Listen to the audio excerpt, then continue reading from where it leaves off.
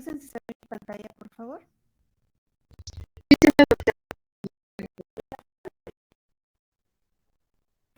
Entonces vamos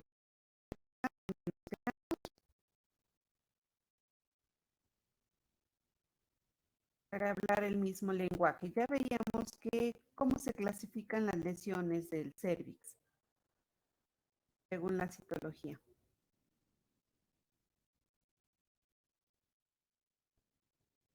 ¿En lesiones de bajo grado y alto grado? Ajá. ¿Que equivalen a qué cosa? Lo que anteriormente llamaban. Se llamaban se llamaban displasia leve, moderada y grave.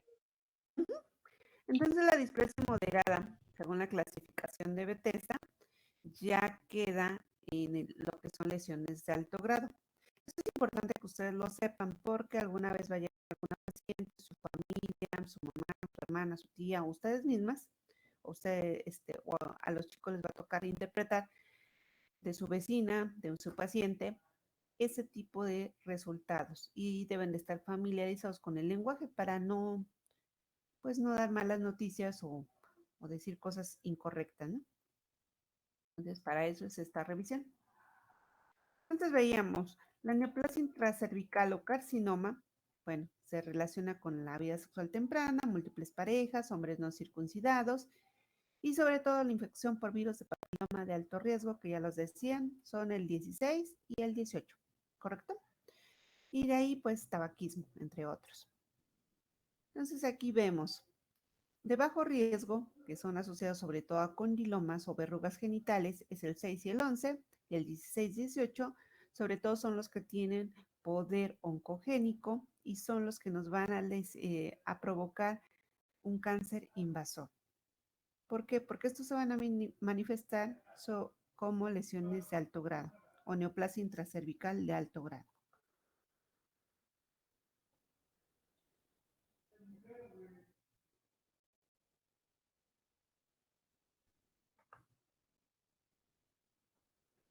Entonces veíamos también que hay virus de riesgo intermedio, es decir, estos en algún momento se pueden malignizar y tenemos pues varios subtipos, 33, 35, 39, 45, que se han estudiado en diversas poblaciones como las africanas, las europeas, las asiáticas, y pues se ha visto la relación. Pero les digo, los más frecuentes, inclusive es pregunta del examen nacional de especialidad, son el 16-18, que son los que están para esto fueron diseñadas las vacunas para protección de estos que son los más frecuentes. Pero vemos que no son los únicos. Y la tetravalente, bueno, nos protege también contra dos virus de bajo riesgo. ¿Vale? Entonces aquí veíamos en un corte histológico cómo va la progresión. Y decíamos, si afecta a las células inmaduras, aquí tenemos el epitelio normal. Una o dos capas de células basales o inmaduras que conforme pasa el tiempo, los días, la maduración estrogénica, van a ir, digámoslo así, subiendo a la superficie en contacto con el exterior y bueno, van a ir acumulando glucógeno en su citoplasma, de tal forma que al confrontarse con los colorantes de Papa Nicolau, sobre todo el OG6 es el que le da la coloración naranjita a las células superficiales y el EA50 es el que le da la coloración azulosa a las células intermedias. Pero ¿qué sucede cuando hay una infección por BPH? Bueno, esta maduración, pues vean ustedes, se ve alterada. Entonces las células ya no lo hacen de forma, pues digámoslo así, normal, sino tienen alteraciones tanto en su núcleo como en su citoplasma. Tienen mayor cantidad de citoplasma, tienen el núcleo más agrandado y pues con muesquitas o con ahí inclusiones, ¿no? Y bueno, esto afecta, cuando dicen hay una lesión de bajo grado, afecta sobre todo una tercera parte y se afecta el tercio superior. Cuando es una lesión moderada o de alto grado, bueno, se afectan dos terceras partes. Y cuando es una lesión de, ya de alto grado o carcinoma in situ, no rebasa la membrana basal, pero sí está afectando todo el espesor del epitelio. Esas 16, 20 capas de células pues están siendo afectadas y aquí si observamos con cuidado, pues hay mosquitas aplastadas que corresponden a mitosis. ¿Y cómo lo vamos a ver en el Papa Nicolau? Ya comentábamos, Bueno, como afecta a las células o se expresa ya más en las células superficiales e intermedias, pues vemos cómo cambia su morfología. Aquí veíamos una célula que es multinucleada con su halo perinuclear y pues vean, su conformación ya no es esa célula poligonal, sino que ya empieza a tener irregularidades tanto en su membrana celular como en su membrana nuclear. Y aquí vemos, pues también el núcleo está más agrandado y aparte como que tiene muesquitas, ¿no? Entonces esas son irregularidades en la membrana nuclear. Y entre más inmadura sea la célula, pues nos habla de un mayor daño. Pero veíamos que también existe esto, y incluso se los dejé de tarea, la regresión, la persistencia, progresión. ¿A qué se refiere lo de regresión o qué entendimos por eso? A ver, Jacqueline. Sí, doctora. Pues lo que yo entiendo por regresión es que la paciente, digamos, cursa con estas lesiones, se va a curar o, y ya después de cierto tiempo, pues va a tener otra lesión. ¿Están de acuerdo? Daniela.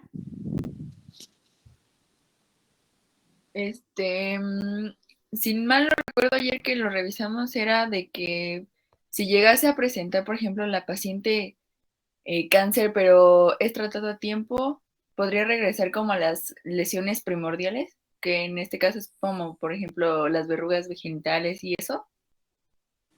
No precisamente. Hay que aclarar este término. Y no es tanto que presente cáncer, sino lesión, ¿sale? Entonces, aquí se manifiesta una infección por VPH. Pasan 2 años en observación, es una lesión de bajo grado. Esto 50-60% tiende a regresar, es decir, la paciente vuelve a la normalidad. Hagan de cuenta que se curó espontáneamente, ahí no requiere tratamiento más que vigilancia. Y de ahí, pues, que se derivan las normas de las guías de tratamiento.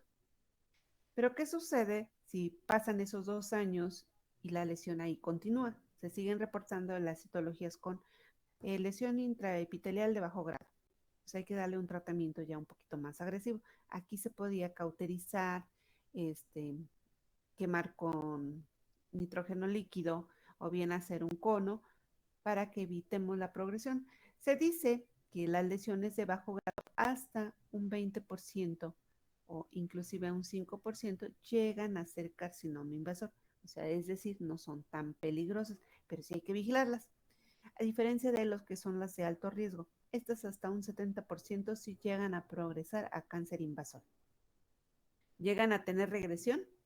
Sí, también lo tienen, pero en menor porcentaje, hasta un 33%. ¿Sale? Y aquí veíamos. A ver, Karen, ¿qué te parece esa imagen? Yo observo una célula binucleada teñida en rosita, y a su izquierda hay una célula más grande con su citoplasma mucho más grande. Yo diría que la célula binucleada no es normal, pero en sí no hay un daño tan notorio porque no hay un aumento tanto en célula como en el tamaño. Ok, entonces, ¿cómo se quedaría? ¿Lesión de bajo grado o alto grado? Yo diría de bajo grado. Ese es un bajo grado. Entonces, recordemos, afecta células superficiales, ¿sale? E intermedias. Aquí, bueno, es una celulota, grandota, grandota.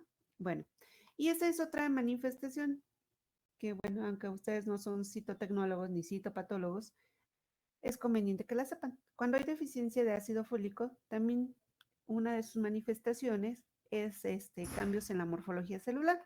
Aquí esta célula pues tiene todavía su núcleo conservado, redondito, sin embargo tiene mucho citoplasma. Esta es una manifestación de una anemia por deficiencia de ácido fólico. Entonces hasta de eso nos hablan las células, fíjense, de déficit de ácido fólico. Por eso se hace el citoplasma muy grande. Y también llegan a ser con citoplasma pálido. Si se dan cuenta, este no es ni azul ni es naranja. Entonces, pero sí tiene mucho citoplasma y les digo, ese se asocian a déficit de ácido fólico. Se llaman citomegalias. Y bueno, aquí que vemos. A ver, José Luis.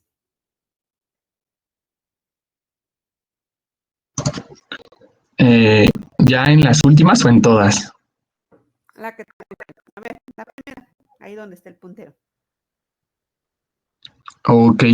Bueno, ahí se ve todo teñido de rojo. Igual se ve una célula binucleada, Ajá, pero sus bordes ya no están como bien definidos, ¿no? sí. Lesión de alto o Y de bajo me grado. imagino que todos los que se ven alrededor son neutrófilos, ¿no? Estos, ajá. Esos son los Mm, neutrófilos. Tal vez sea una lesión de bajo grado. Ajá, todas corresponden a coilocitos, vean, a los perinucleales, agrandamiento y afecta células intermedias y superficiales. Pero vean cómo se está ahora sí cambiando, ¿no? Su morfología. Esto es lo que llamamos coilocitos y son lesiones de bajo grado. Virus causales, sobre todo, ¿quién podríamos pensar? ¿Qué números? 6 y 11, no se les olviden. Bueno, aquí vemos el corte histológico, cómo está afectando el epitelio superficial y parte del intermedio, ¿sale? Entonces, estas son otra lesión por bajo grado. Y esto es lo que les decía. Bueno, vemos la solicitud. ¿Cómo se observa? Bueno, ¿qué datos tiene? Identificación de la paciente. Estos son los que manejamos aquí en el instituto, su número de afiliación, su consultorio, sus datos generales. Se les pide en caso de necesidad, se puede localizar, se les pide a las pacientes que nos den un teléfono. Y pues, ¿cuándo es la detección? Su primera vez en la vida, un año o menos. Eso es para seguimiento, para primera vez. Se va haciendo un registro. Su fecha de última citología o Papá Nicolau. ¿Y en qué condiciones llega esta paciente? Porque no es lo mismo si me llega una paciente posaborto, que tenga un DIU, que tenga tratamiento hormonal o que tenga algún tratamiento por cáncer. Esto es importante que lo sepamos y que ustedes lo llenen en su momento porque la morfología de las células va a cambiar. No es lo mismo si esa célula fue sometida a radiaciones, va a tener cambios reactivos que se pueden confundir con cáncer cuando no tenemos ese dato. O no es lo mismo cuando tiene un embarazo porque las células no van a madurar adecuadamente porque ahí la hormona que está dominando es la progesterona para mantener ese embarazo que, bueno, no se normaliza de un día para otro, sino lleva un ciclo. O si está embarazada, también va a tener ciertos cambios. O si ya no menstrua y encontramos sangre, pues dices, esto no es normal. ¿Vale? ¿Y qué sintomatología está presentando? Ustedes cuando toman la citología cervicovaginal, pues van a reportar si tiene flujo, si tiene ardor, si tiene sangrado, y cómo observan el cuello, si lo observan sano, con lesiones, o de plano no observaron el cuello, también es válido ponerlo, porque luego dicen, ah, normal. Pues no, si no lo observé, también hay que ser sinceros, no lo pude observar, ¿no? Es la opción 3. Y si por alguna razón ustedes consideran que debía derivarse con el médico familiar, sí, por sangrado, por esto, por lo otro. ¿Y con qué tomaron la citología? Con espátula de aire, con citobrush, con una pipeta, con una batelenguas o con otro. A veces utilizan también los hisopos, pero esos también llevan residuos de algodón. Y bueno, una vez que se recibe aquí en patología, vemos el laboratorio, aquí es del HGZ30, se le asigna un número, cuando se recibe, cuando se interpretó. Y esto también es un límite. Se supone que todas las citologías no debemos de tardar más de un mes por la cantidad de derechohabientes en reportarlas. Eso es lo ideal. Y bueno, ¿qué calidad tiene el espécimen? Si tiene células endocervicales o no, si tiene buena celularidad, se va a calificar como satisfactorio o no satisfactorio. Y el diagnóstico si es positivo o negativo. Y encontramos tricomonas, bacterias, se pueden reportar también. Cambios reactivos asociados a atrofia, radiación, inflamación, efecto del DIU. De aquí los datos importantes que aquí se correlacionan. Y ¿cómo se va a reportar? Anomalías en células escamosas. Hay un apartado que se llama ASCUS, que eso es atipia epitelial no específica. H, atipia epitelial, que sugiere lesión de alto grado. La número 3, lesión intraepitelial escamosa de bajo grado, que es aquí donde clasificamos las lesiones de BPH, en su mayoría, o que tienen solamente cambios en células intermedias y superficiales. Las de alto grado, bueno, ya son la displasia moderada y grave o propiamente el carcinoma in situ. O si es un carcinoma invasor, si ya lo tienes, el epidermoide veíamos que es el más común. ¿Cuál es el otro subtipo? Adenocarcinoma. El Adenocarcinoma. adenocarcinoma. Entonces, si hay adenocarcinoma o características que me sugieran adenocarcinoma, hay otro apartado y aquí se tacha. O si veo alteraciones en el epitelio glandular, se le llama AGC. Lo que ustedes deben de saber, si ya en el apartado que es 19 ya empiezo a ver alteraciones, bueno, estas pacientes deben de ser referidas a estudios de colposcopía con el ginecólogo y a su vez, si lo requiere o si es necesario, a cancerología, ¿sale? Entonces, si también les dicen repetir estudio porque hay pocas células, porque está mal fijada, porque se trajeron puro polimorfo nuclear, vieron flujo y se trajeron la parte del flujo, que en realidad son detritos celulares y polimorfo nucleares, pues eso no nos sirve. O si tiene mucho infiltrado inflamatorio, tampoco. Si tiene pura sangre, pues tampoco. Entonces, es necesario que uno valore este tipo de muestras. Y aquí, bueno, ya en una ampliación, vemos qué es lo que reportamos. Les decía, esto es atipia, esto también es atipia, o sea, son anomalías en células escamosas. Y eso es lo que ustedes deben de estar bien atentos cuando reciban sus resultados, ¿vale? En algunas situaciones, pues todavía reportan con clasificaciones viejitas. Papá Nicolau tipo 1, Papá Nicolau tipo 2, eso pues ya es de la prehistoria, sin embargo he visto laboratorios que todavía los utilizan. O bien, pueden también recibir este otro resultado. Aquí es displasia leve, que corresponde a un bajo grado, displasia moderada. Estos dos ya son alto grado, todo esto del 4 hacia abajo son altos grados o ya propiamente adenocarcinoma, ¿sale? Hallazgos adicionales, y le encontré datos de una infección por virus de papiloma, que sería la célula multinucleada, el coriocito que estábamos viendo y que nos describía José Luis, o bien si tiene otro tipo de infección por herpes, por tricomonas, también ahí se van a estar reportando, ¿sale? ¿Dudas, chicos? No, doctora, todo bien. Sobre las vacunas sí nada más protegen durante 10 años, como menciona el libro. Así es. Y hay que volverse a revacunar. Ahora, aquí se supone que la edad indicada es menores de 12 años porque se supone o se espera que no tengan vida sexual activa. Tanto hombres como mujeres están indicados en ambos. Ahora, ¿pero qué pasa si una de ustedes o alguno de nosotros se quiere vacunar? ¿Ustedes se la ponen o no se la ponen? A ver qué saben de eso.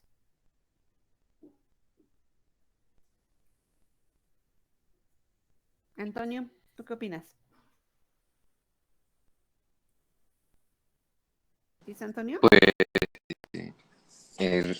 había platicado con eso acerca con una doctora y me comentaba que justamente en hombres pues es opcional. Sobre todo nosotros como médicos pues podemos tener un poco más de acceso. Sin embargo, pues no está como una forma pues eh, indicada o estable o común para los hombres, a diferencia de las mujeres. Ok. Si ahorita, por ejemplo, tú tienes acceso a vacunarte, ¿crees que esté indicado o no? ¿Tú te la pondrías, sí o no? Yo sí. Eh, Sin embargo, pues desconozco cuáles son las indicaciones de la vacuna en hombres. En mujeres, pues recuerdo que pues esta estaba indicada pues en pacientes jóvenes que están antes de iniciar su vida sexual activa y pues justamente como usted ya mencionaba, pues es para prevenir antes de que inicie la vida sexual. Ok. Pero alguna de ustedes se quiere vacunar o alguno de ustedes y ya inició su vida sexual. Aquí pues la pregunta obligada es, ¿me la puedo poner sí o no? La respuesta es sí, siempre y cuando se hagan una prueba que se llama PCR. Esa prueba de PCR es para detectar si ya tuvieron contacto o no con el virus.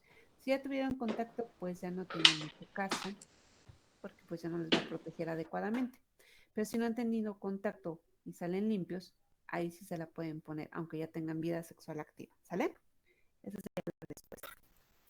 Y pues, Doctora, sí, por ejemplo, en los pueblos ocurre mucho que hay ¿cómo diseminación por lesiones, porque pues obviamente al trabajar en el campo pues se cortan y así, y muchos niños tienden a tener como estas verrugas sugestivas de papiloma. En caso de que estos niños salgan, bueno, se quieran vacunar, se vayan a la ciudad, salgan positivos al virus, ¿se les puede, también aplica la misma regla, que no se les vacuna? lo ideal sería, bueno, hacerles también su prueba de PCR para ver sobre todo que no tengan virus de alto riesgo.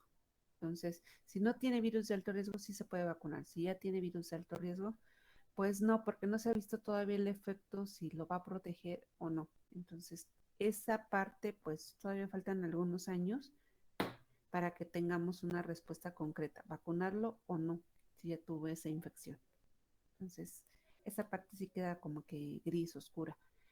Lo ideal, les digo, es hacerle su prueba y pues no se contagian nada más así por contacto. Casi todas son por vida sexual. Y como dicen en el campo pues tienen prácticas todavía un poquito cavernícolas.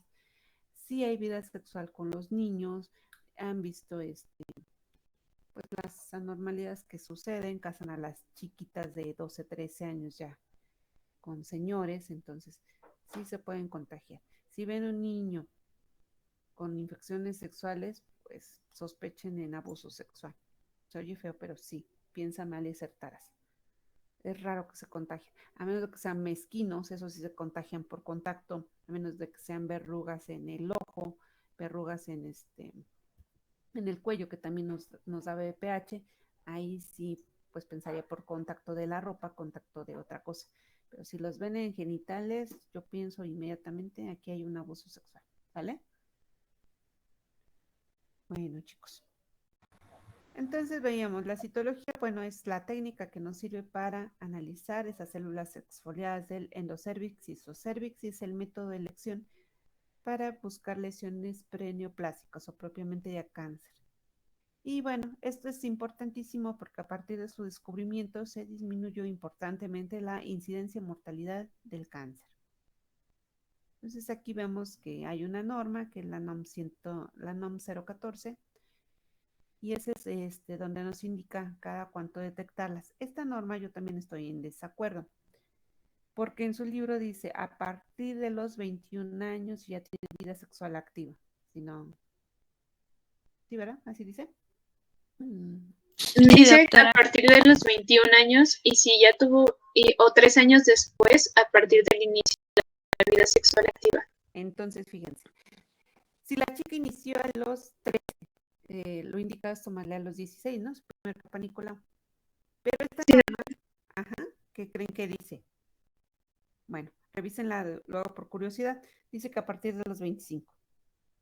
Entonces, ya cuando llegan a 25, imagínense, ya pasaron 10 años y si tomó un virus de alto riesgo, ya pasaron los 10 años, 5 años de latencia, esas personitas ya llegan a veces con lesiones de alto grado. Entonces, hay pacientes que hemos tenido jóvenes de 25, 23 años ya con lesiones de alto grado o ya propiamente un cáncer de cervix. Entonces, por eso les digo, yo sí critico la norma, está mal hecha y pues es lo que nos dice. ¿Qué les digo yo a los médicos en formación? Si estás en el pueblo y ves que todos se casan jóvenes, que ya a los 15, 16 ya tienen 2, 3 hijos, tómale ese papá Nicolau, no pasa nada. Pues sí. Oiga, doctora, Sí. en este caso, bueno, yo no había leído esta norma que nos está mostrando, pero en la guía de práctica clínica dice exactamente lo que dice el libro, que a los 21 años o 3 años después de la primera relación sexual. En este caso, o sea, esta norma que nos enseña aún es vigente o ya no se le hace caso porque pues la guía de práctica clínica es más actual, es del 2011. Sí, de hecho ya seguían en la guía de práctica clínica, pero les digo, la norma, que es la que nos rige a nivel nacional, todavía está desactualizada. Son contrariedades. Inclusive también aquí, vean los formatos que les presento, no se ponen de acuerdo. Algunos todavía nos manejan este formato, que son displasias, y algunos ya nos manejan este. No son disparidades, pero estamos en México y pues debemos de conocer todo. Sí, como dices, en la guía de práctica clínica, igual que en el libro, en el Robbins, así lo dice, ¿no? A partir de los 21 años o a partir de los 3 años que tenga vida sexual activa. Entonces eso es lo indicado. Y eso llévenselo en su cabecita, ¿sale? Sí, José Luis, muchas gracias. Entonces son indicaciones, les digo. Aquí la guía, la norma dice que mujeres de 25 a 64 años que nunca se hayan realizado el estudio o que tengan factores de riesgo. Les vuelvo a repetir, a partir de los 21 o a partir de 3 años que tengan su vida sexual activa, tómenla a todas las mujeres, no pasa nada. Lo único que va a pasar es que la mujer siente un poco de incomodidad al ponerle el espejo, pero es mejor. Más vale 5 minutos incómodos a que pues tengas 5 años de radiación o 5 años de sobrevida, ¿sale? Entonces hay que valorar. Si inició vida sexual antes de los 18, les digo, ahorita pues desafortunadamente pues nuestra educación, los medios de comunicación, ustedes si ponen la televisión, ven reggaetón, que es muy sugestivo de vamos a tener sexo, te invitan a que eso es lo mejor.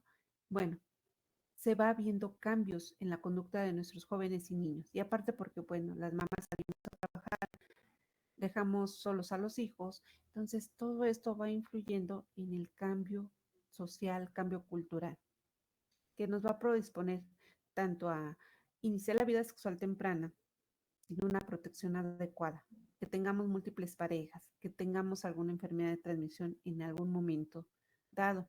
Aparte, pues los chicos están fumando como parte de su identidad. Este también ya vimos que es predisponente para cáncer de células escamosas. Y aparte, bueno, eso le sumamos que no comemos adecuados antioxidantes que vienen en vegetales de hojas verdes. Bueno, tenemos desnutrición, deficiencia de antioxidantes y aparte, pues inmunodeficiencias, inclusive se puede asociar a virus de SIDA. O bien, si las muchachitas ya iniciaron su vida sexual, también ya tienen uso de anticonceptivos. Aparte, ahorita con la píldora de emergencia, bueno, muchos tienen de acceso, vas a la farmacia, dame una píldora del día siguiente. Pues te la venden sin mayor problema. Entonces, muchas veces también eso me va a provocar pues cambios en ese epitelio y predisposición a ese tipo de infecciones. Doctora, una pregunta. Sí. Y si es una mujer de 21 años o más, pero no ha iniciado su vida sexual activa, ¿está indicado? Esa es una buena pregunta. Si es una mujer núbil, la verdad es que no, porque se supone que no ha tenido contacto. Si quiere revisarse, lo que pueden hacer ustedes es no poner espejo para no rasgar ese himen y simplemente tomar un hisopo o tomar un citobrush y tomar de las paredes laterales de la vagina, ¿sale? Así para no lastimar. Si no, pues luego los van a acusar que ya la violaron. O sea, se oye ¿cómo se podría decir? Sí, lo ideal es que pues se la tome una vez que inicie su vida sexual. Pero si ella quiere, hay mujeres que son o son monjas y se quieren revisar, bueno, lo ideal es rasparle, pero las paredes laterales de la vagina, ¿sale? Eso sí se puede hacer. Gracias, doctora. Sí. Por eso les digo, veíamos las clases de, ahora sí, los tipos de himen. Eso tiene que ver, porque si no, sí ha habido médicos que han desgarrado el himen por no saber. ¿Sí? Dice, pues yo nunca he tenido vida sexual, pero tómate tu papá Nicolau. Y pues meten el espejo y ahí sí se pueden ir hasta a la cárcel. Es una violación. Lo estás haciendo primero en contra de tu paciente, sin consentimiento. Luego lo hacen solos, pues no hay quien atestigue a tu favor o a tu contra. Entonces, es la palabra de la paciente a veces contra la del médico. Entonces, no se metan en líos legales, simplemente hagan y conozcan lo que sí se debe de hacer, ¿sale? Por eso las guías de práctica clínica, qué hago y qué no hago. Y si tienen dudas, pues pregúntenle a algún médico de su confianza que tenga un poquito más de experiencia. Les digo, lo que sí se puede es raspar las paredes laterales, ¿vale? Bueno, y hay otros tipos de estudios. Los han escuchado, sobre todo luego en los laboratorios privados se les hace promoción, citología de base líquida. Aquí es prácticamente lo mismo, nada más que en lugar de extender en la laminilla, toman un cepillito y lo meten en un medio líquido. Este tiene muchas ventajas. La ventaja es que desde ahí, de esa toma de esa muestra, se le puede hacer las pruebas de PCR y pues inmuno, si es necesario, estudios más sofisticados para detectar la presencia.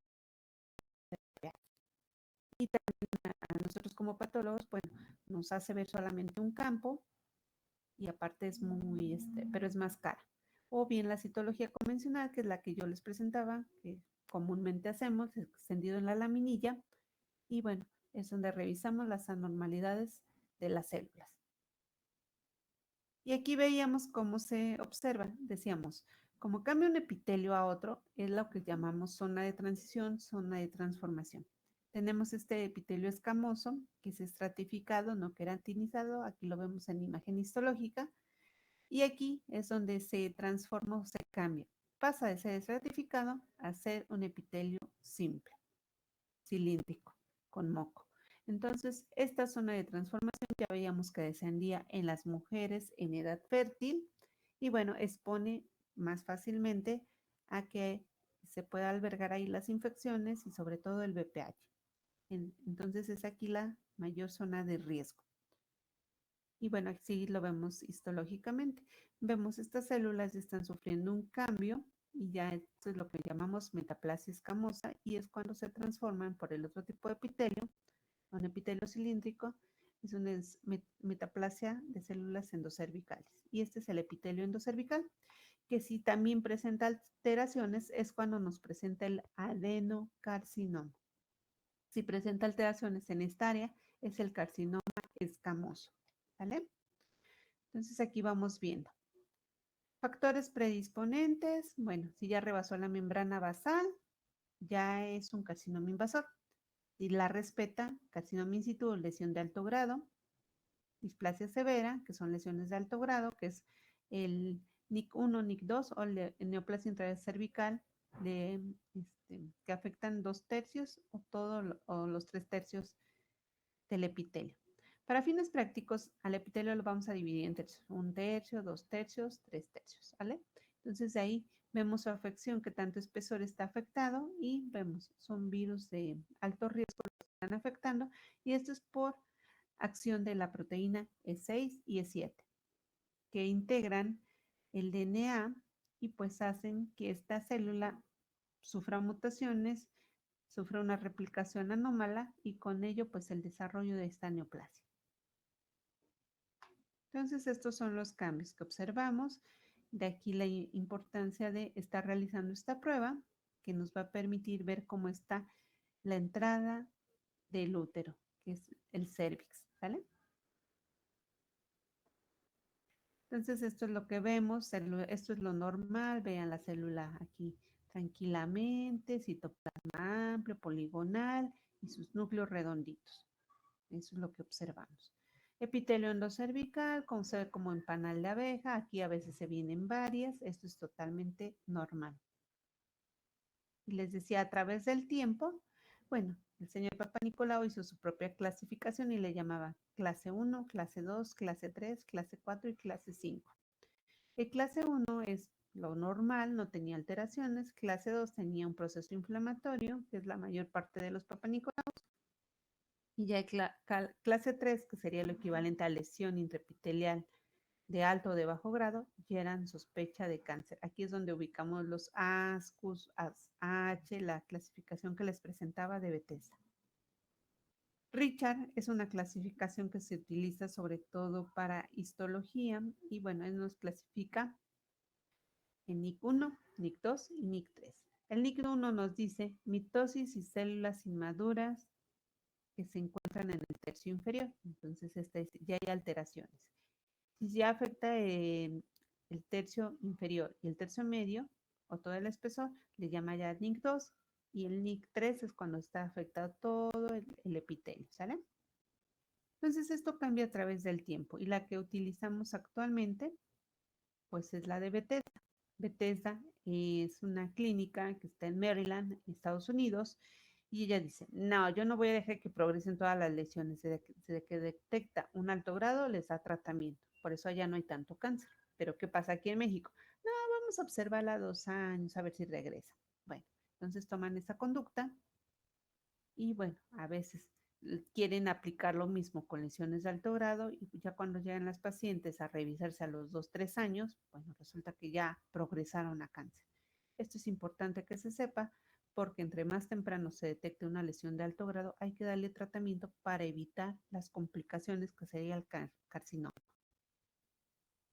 Entonces esto lo hace en Bethesda, en Maryland, allá porque pagan su seguro de gastos médicos y pues, no les conviene gastar tanto, mejor darle tratamiento y nos evitamos tanto recurrencias, estar revisando a la paciente, tanta consulta, le damos tratamiento y se acabó el problema, ¿sale?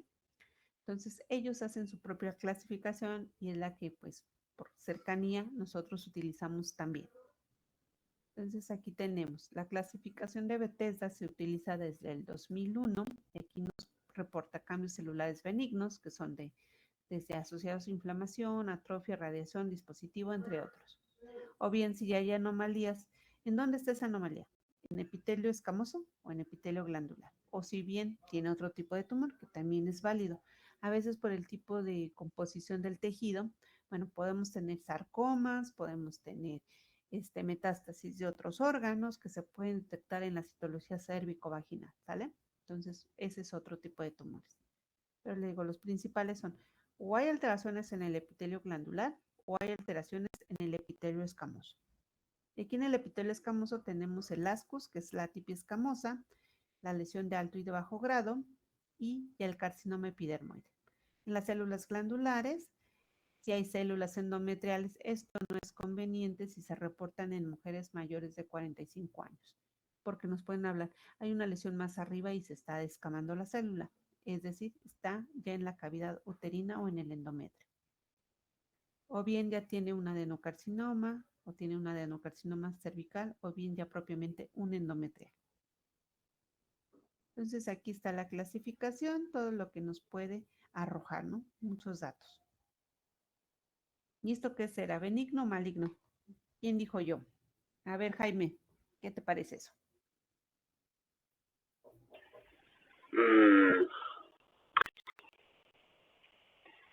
Bueno, no sé si en este caso podría ser,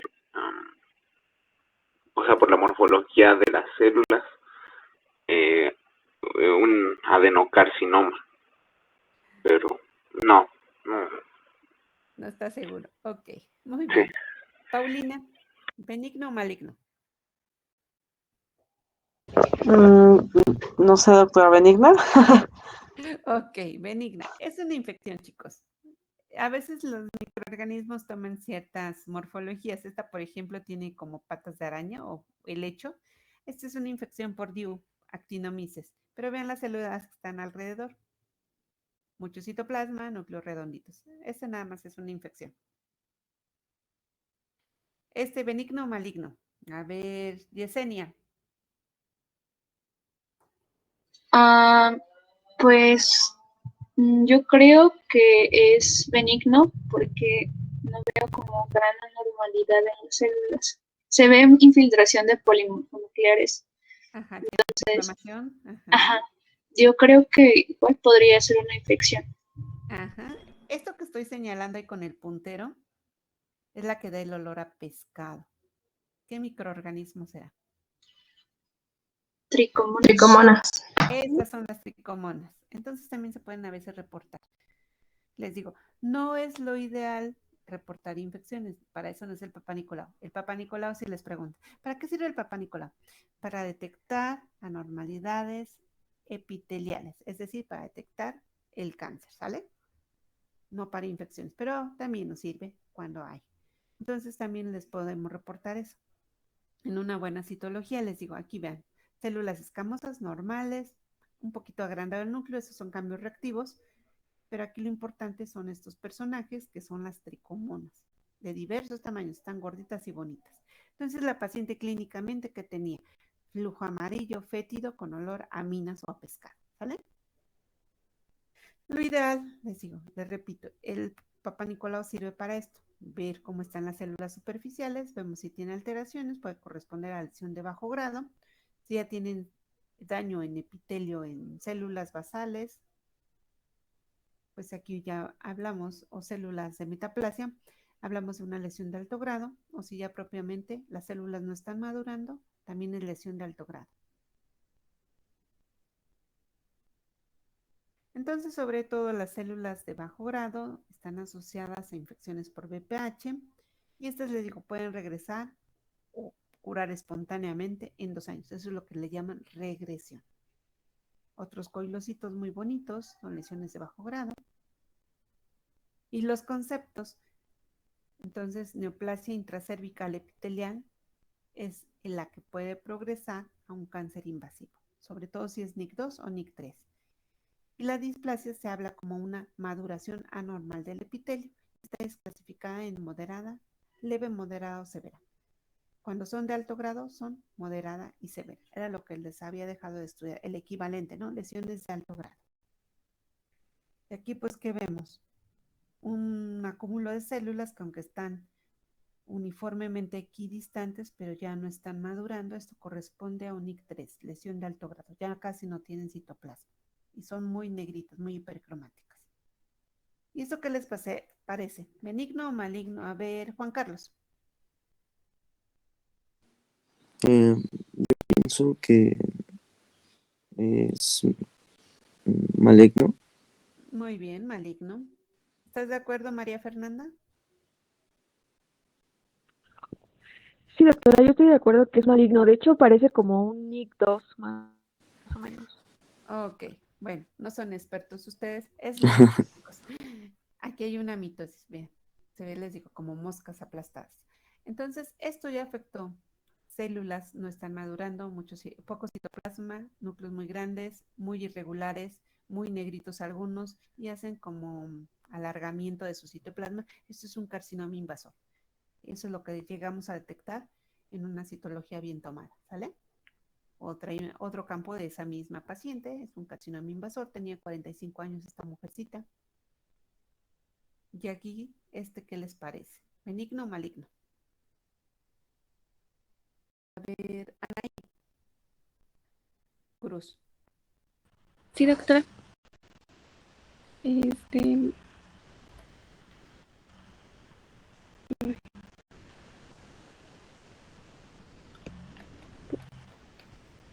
Lo que te parezca, Anaí. Nada más. es ¿Benigno o que maligno? tiene muchos núcleos, ¿no? Ajá. Bueno, pero las demás células en la periferia no. Ajá. Esas se Entonces, parecen al epitelio glandular. Este es un adenocarcinoma.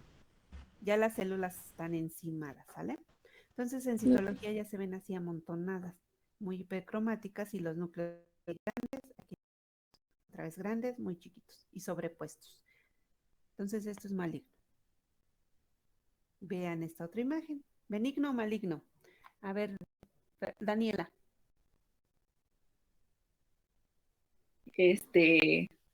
Pues también maligno, ¿no? También sería el adenocarcinoma ahí.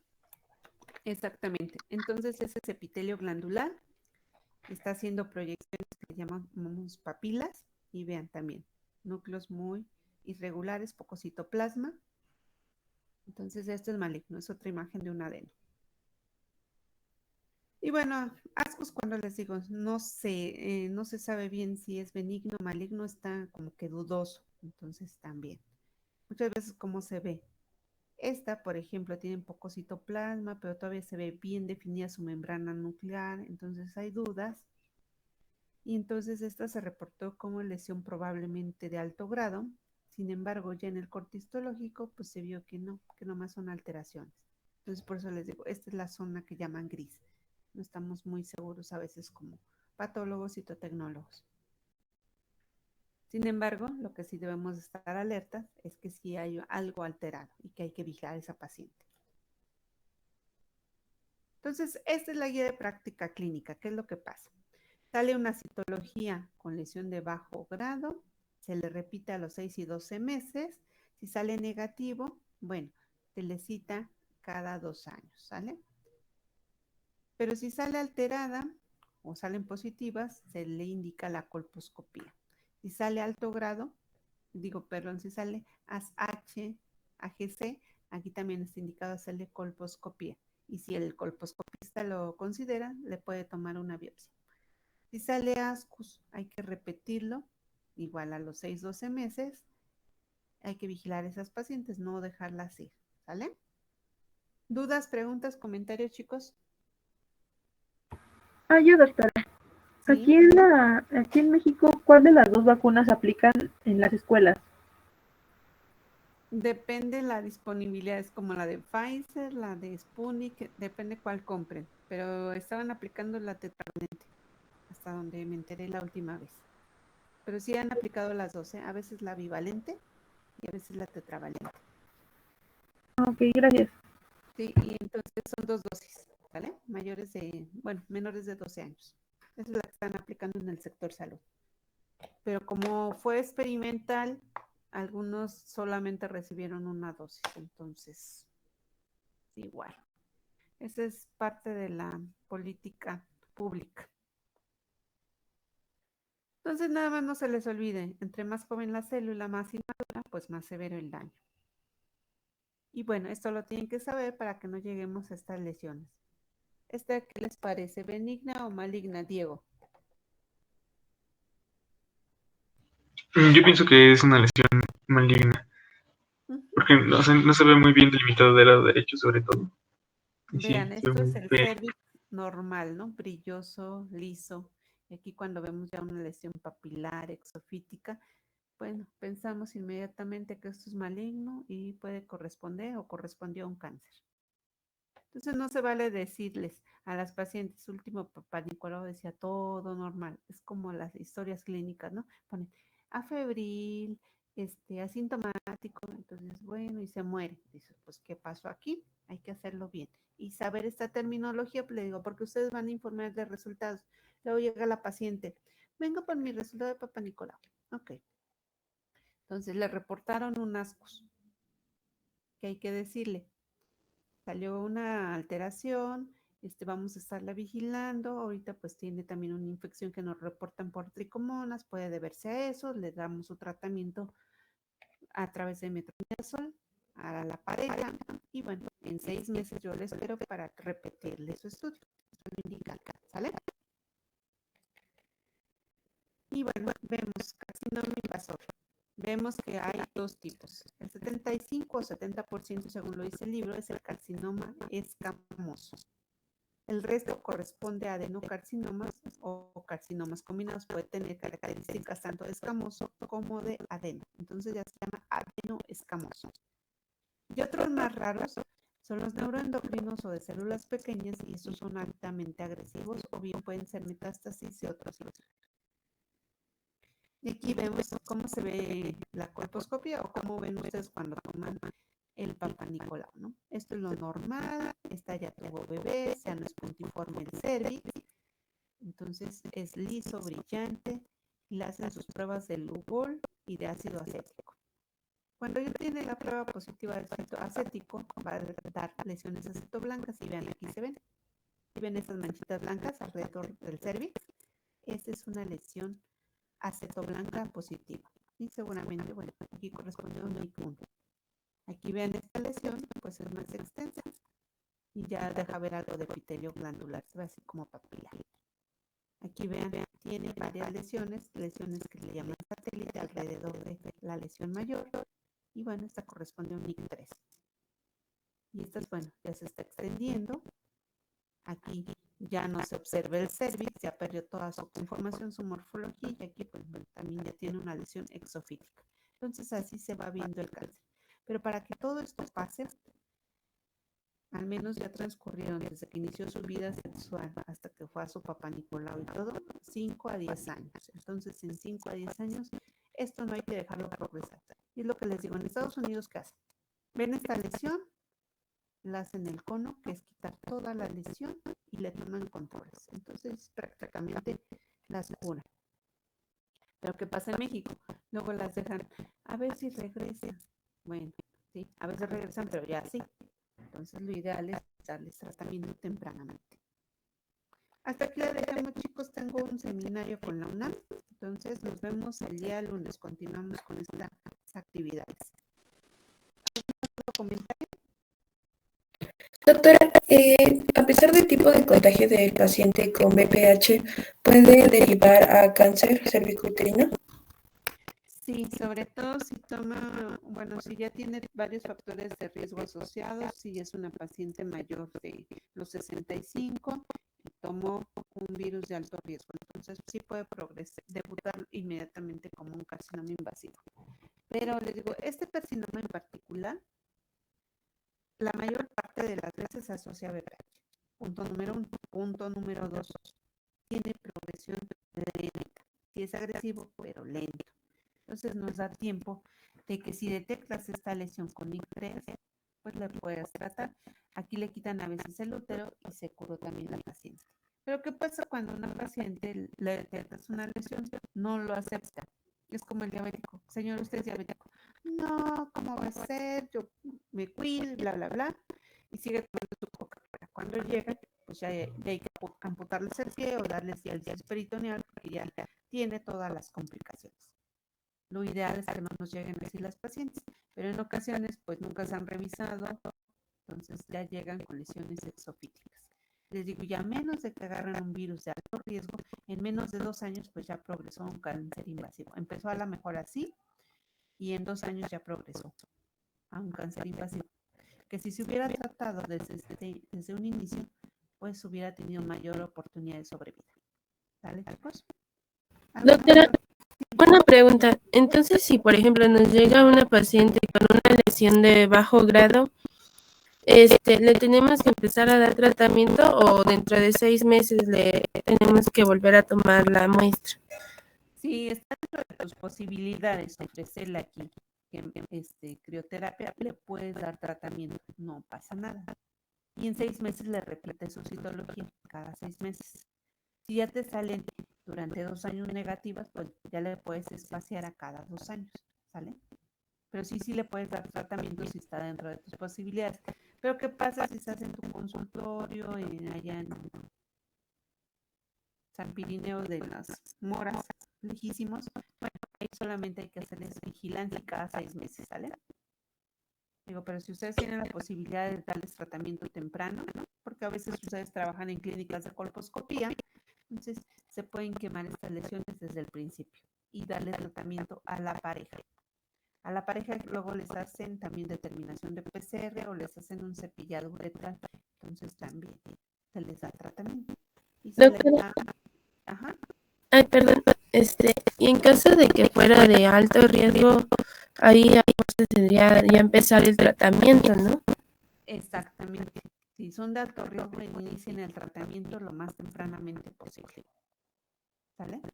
No se esperen tanto. Ahí sí no esperen 2 años. Estas sí nos dan chance, porque ya vimos que pueden regresar solitas.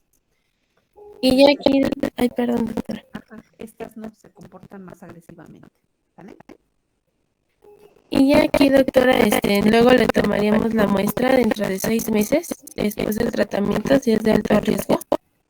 Sí, si ya le diste su tratamiento, haz de cuenta que le hiciste un cono, le quemaron toda esta lesión. Sí, hay que seguir con los controles a los 6 meses.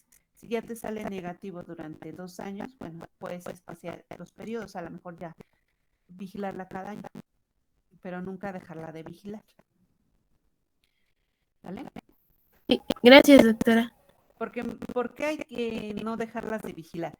Porque las pacientes, ya recibieron tratamiento, pero les tengo una mala noticia. No se quitaron al agente agresor, es decir, siguen con el mismo marido, la misma pareja. Y si el marido nunca recibe tratamiento, ¿qué puede ocurrir? Reinfección. Entonces, por eso hay que vigilarlas. Ha habido pacientes, y me tocó verlo en el GEA González, que es donde hice el curso de alta especialidad. Bueno, ahí una vez una paciente llegó con un NIC3, hicieron su cono, se curó. Llega a los 6 meses y otra vez presenta bajo grado, dices, ¿cómo? Y le empiezas a preguntar al paciente, ¿es que no se ha cuidado, fuma? No, pues seguía con la misma pareja. Entonces, aunque ya no tenía la parte afectada, pero seguía pues con la infección ahí, con su vector, ¿no? Con su esposo, no con su pareja.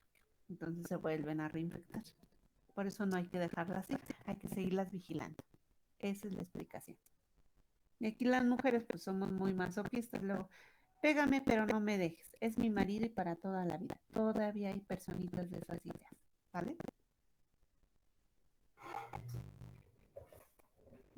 ¿Alguna otra duda o comentario, chicos, chicas? No, doctora. No, doctora, creo que no. Bueno, no se me pongan tristes, hay remedios, ¿eh? Sí. Y a cuidarse, hombres y mujeres, si tienen sexo, protéjanse con sus métodos de barrera, ¿sale? Bueno, chicos, bonito fin de semana, nos vemos el lunes. Igualmente, doctora. Muchas gracias, doctora. Gracias. Sí, doctora, muchas gracias. Gracias, doctora.